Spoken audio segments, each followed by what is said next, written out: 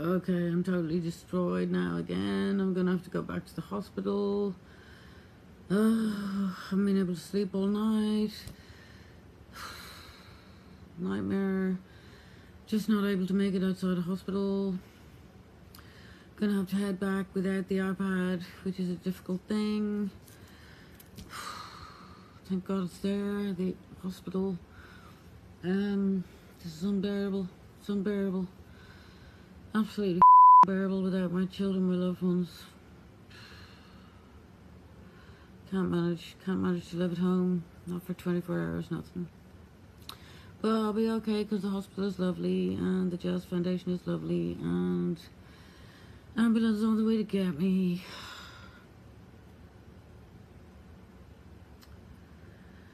So here we go, man.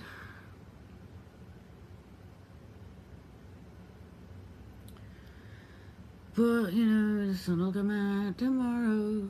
Bet your bottom dollar that the sun will come. Come up, May. Songs always do come true. At least it's a great hospital. I got a good team around me now too, so all is good. Such a crazy bitch. It's so awful to be so crazy. A painful thing.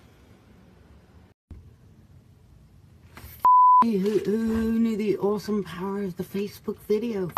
No, I actually don't know where the camera is on my iPad, so I'm glaring anywhere. Who knew the power of the Facebook video? There's no point writing anymore. Jesus. I've got to say, I've had the most, apart from the weeks that my children were born, I'm going to blog on Facebook from now on, sorry, because this was just so unbelievable this week. Apart from the weeks my children were born, I've got to say that this has been the most beautiful week of my life. And, you know, apart from, obviously, you know, the joy you feel when you're a mother and you give birth and everything, I've never felt anything like I felt this week. And it's a direct result of the video that I put on Facebook last Friday. And I wisely put my, wisely for a number of reasons as it happens, the address of the Travelodge motel I was staying at, you know. I'm glad I did that because the family there are just the most beautiful family. So that's how the beautiful week starts before I even put the video. I've decided I'm, you know, a bit blue and I'm supposed to be in treatment with a doctor and I'm living too far away, so I'm agoraphobic and that's my excuse for not getting there, you know. So I park myself in this motel that's nearby, you know. So I've no excuse to not make the appointments to see this guy, Dr. No, as I call him now. I really love him, but he was a terrible doctor. I'd love to be his friend, like, but Dr. No. Anyway, so the next thing was Dr. No wasn't working out at all, and the kidney stone happened, you know, and I was on my own, and oh God, there's nothing worse, really, than a kidney stone. It's like 10 times childbirth, you know. So I was having a total pity. And, you know, I wanted Dr. No to come and bring me to the hospital because I didn't know anybody. Of course, he wouldn't come, so now he's nicknamed Dr. No, the poor guy. He's actually anyway, anyway, this Indian family that run this motel are the most beautiful people you could meet. Just old Hindu family, you know.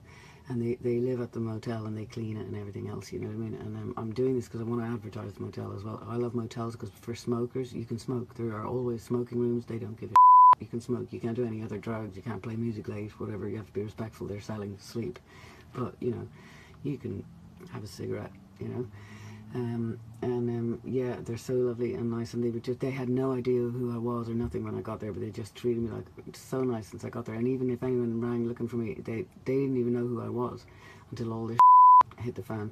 They'd be like, how do you know her? Why do you want to talk to her? And everything. It was really funny. They wouldn't let my ex-manager in.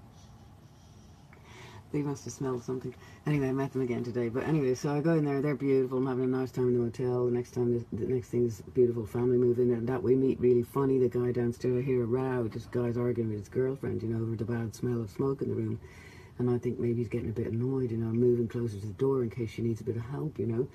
I'm intending to be a total to him when I get out there and give him a big lecture on feminism, you know. Instead, what God makes me do, I look to my right and I've got a stack of incense, and I remember she called him Jay. I pick up the incense, I go, Jay, look up, and finally looks up and I drop the incense and he catches it, which is unbelievable, and he's looking at me bewildered, and then I drop him the lighter, he's looking at me bewildered, and he just goes, why are you giving me this? And I go, well, I start smiling at him despite myself, and I go, well, because you don't like the smell, you know. And I'd actually intended to go out there and go, you know, how dare you with your wife and all this shit. And I was joking with the wife. I was like, oh, the baby behaved great during the journey, you know.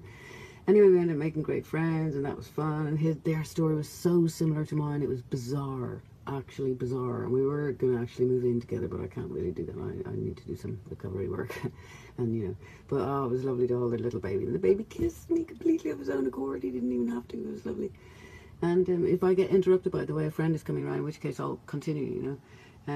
Anyway, they were lovely, lovely people. And then what happened was the kidney stone was in fact a godsend. And then I made the video feeling sorry for myself. And the next thing, this beautiful Irish man called David found me because I put the address cleverly, and very cleverly, because now the Travelodge is going to be full forever, apparently. I'm delighted. So they said they give me a cleaning job there anytime I need one, and I'm going to go there and get my Indian dinner cooked regular, which is great. They were so good to me today when I checked out. Oh my god, the whole family was there helping me pack and hugging me. It was like, oh my god, apparently the media around there, these people never seen anything like this. And they had no idea beforehand that I was anybody but some bold chain smoker, you know. Anyway, then next thing, anyway, the greatest thing that happened, David O'Rourke introduced me to this organisation, oh my god, that I've never heard of. And young musicians, you must pay attention. This organisation is called the Jazz Organisation. They don't give a kind of music you make. You could be a rapper, you could be Miley Cyrus, you could be Sinead O'Connor, you could be Enya, anybody, it doesn't matter. They exist to help artists who may have medical needs, whether those are psychiatric or physical. Not always. They can help financially if you need financial help, but you don't have to need financial help to reach out to them, if you understand what I mean. If you're feeling suicidal, for example, you reach out to these people. They have services of every kind that you could imagine to emotionally support artists, and to financially support artists also, in terms of, you know, recovering from this rape, which is the music business, right? No more rock and roll suicides, okay? It's too much. So now what I discovered this week, the organisation, these are the angels sent for musicians. It was started by Dizzy Gillespie and Sarah Vaughan, who I had the great honour of meeting one time. Dizzy's face turned into a big balloon when he's playing. Anyway, they left all their money for this, and fuck me, I'm leaving at least half of mine too, and they're going to give me a job too. I'm going to keep making music, but I'm going to go and work for these people. So, you know, they've located all manner of musicians, including me, and this is what happened. It's so beautiful. This guy David rings me. He's linked in with these people. They're linked in with a particular hospital in New Jersey. I get brought to that hospital. I mean, nothing but angels at the hospital who treat me really well, no matter what I'm being in emergency, trying to get rid of my kidney stone, and they wanted to keep me in the behavioural unit for a while, and I was like, I'm gonna fight Irish style, you know, no cooperation, no you know, nothing. I only came for your kidney stone. But they were right, of course, so I did go, and I spent a week, and oh god, am I so glad I did, because they're the most beautiful people. They had someone watch me the whole time. I wasn't suicidal, but they were afraid I was, you know, but I really wasn't. But, you know, I'd pretend to be nearly to go back there, actually. But they were so gorgeous, oh my god. The ladies that were sitting with me, beautiful Peruvian lady called Dina, oh god, she was like a mother. She held me like a baby, and they let me sleep in the bathroom like a cat. I slept in the bathroom on a load of pillows and blankets like a little cat, literally.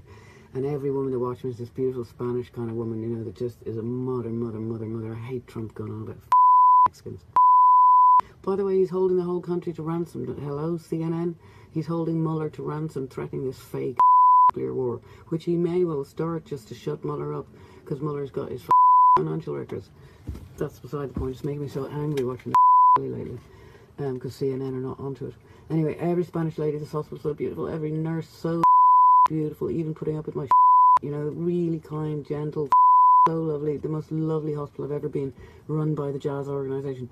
Miley, Mariah, Barbara, any of you, any of us, girls, boys, Justin, all of us. These people are here to help us be us. They want us to be who we are. You know, the whole let Trump be Trump. Well, let Justin be Justin. Thanks very much.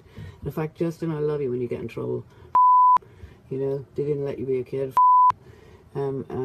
Yeah, so look, guys, Jazz Organisation is where I've had the most incredible week of my life, and I'll talk about it again because every person I met was incredible. And one of the most incredible people I meet, and she changed my life, is a woman that was at the motel. I watched her over the balcony in a blue chair every day she sat, and I decided that my reason for living, I want to live now. I actually tried to starve myself to death. I only managed 8 days. I felt so ashamed. I was thinking of Bobby Sands. I was like, oh, I'm such a pussy. Bobby Sands must be looking at me like, you. I only managed 8 days, and the sandwiches in the fridge started appearing in my dreams, dancing around, you know. But anyway, I decided I didn't want to die, and this part, obviously because of everything that's happened this week. And then also, this woman, she's been sitting in this blue chair, you know, and I've thought, you know what I'm going to do? I'm going to Walmart. Instead of sitting depressed, having pity parties and being lonely and all this shit, I'm going to learn to transcend this stuff. Just people. I'm going to Walmart. I'm going to get a big chair like hers, a blue chair, and another one in case anyone else wants to sit down. I'm going to get a big table and a sign saying free hugs. Well, not fucking. I'm just going to say free hugs and make a beautiful sign myself. And I'm going to put it in my car and go wherever I feel like sitting. I'm going to sit down, and if I'm blue, I'm going to turn it into love, and there's free hugs for all. And you know what? Thank you, Facebook. You know what? Facebook is the greatest engine known to. That's why Trump doesn't even use it. He hasn't got one more than 140 characters.